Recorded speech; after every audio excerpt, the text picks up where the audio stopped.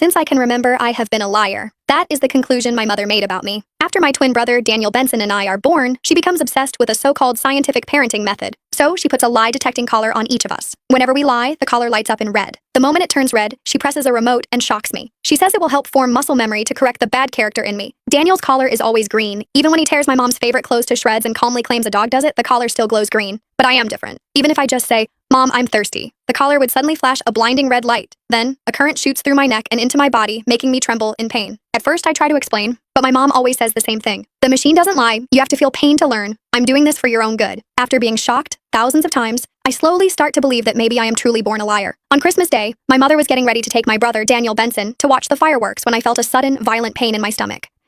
I curled up on the floor, breaking out into a cold sweat. "Mom, help me. My stomach hurts." My voice was shaking, but the collar around my neck started flashing red like crazy. Mom stood over me, staring down at me without a hint of emotion. She dialed the shock up to the highest setting. "So now you're pretending to be sick just to go watch fireworks with us? How could you even think to put on such a fake show? It's revolting. You're seriously rotten to the core." She grabbed Daniel and walked off. The door slammed shut, and the bang made my ears ring. I couldn't help thinking maybe she was right. Since the collar was flashing red, that meant I couldn't really be in pain. I must just be me pretending to be pitiful and trying to get attention again. I couldn't be any more sorry, Mom. If there were a next life, I would definitely try to become a more honest person. It hurts. The pain had me trembling all over. I clawed at the floor, leaving claw marks behind. Just then, the doorknob suddenly turned. Hope flickered in my eyes. Mom came back.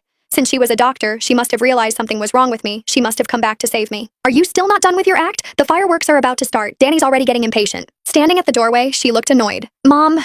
Using the last bit of strength I had left to speak, I reached a hand out toward her. "It really hurts. Feels like my intestines are being torn apart." She glanced at the wildly flashing red light on my collar before crouching beside me. Grabbing my chin, she angrily snapped, "Irene Benson, how long are you going to keep this up? Lying has become a habit for you, hasn't it? Stay here and reflect on yourself." Dad's voice came from the doorway. "Honey, hurry up. The fireworks show is about to start. Irene will be staying at home, right? Should we leave her some food?" Standing up, Mom dusted off her hands as if she'd just touched something dirty. "Why should we? She's got a pile of snacks in her cabinet that she bought with the money she stole last time. She won't starve." Turning to me, she added, "Let's lock the door. She's not allowed out until that collar turns green." Dad hesitated. But what?" Mom cut him off immediately. "Being too soft on kids just ruins them. Look at how well-behaved Danny is. His collar's always green. Someone like Irene is just born bad. She needs to be corrected." But there was nothing in my cabinet at all. Daniel was the one who took that money back then. He was the one who ate those snacks too. He had been standing right there at the time, his collar glowing a soft green as he said it wasn't him. And Mom believed him. But when I had said it wasn't me, the red light lit up instantly, followed by another shock to my neck. I watched Mom turn and walk away. Poking his head round the door, Daniel stuck his tongue out at me. "Bye, Irene. We're going to watch the super pretty fireworks now." The collar around his neck was glowing bright green. What a nice color. With a bang, the door slammed shut. The sound of the door locking was like a blow straight to my heart.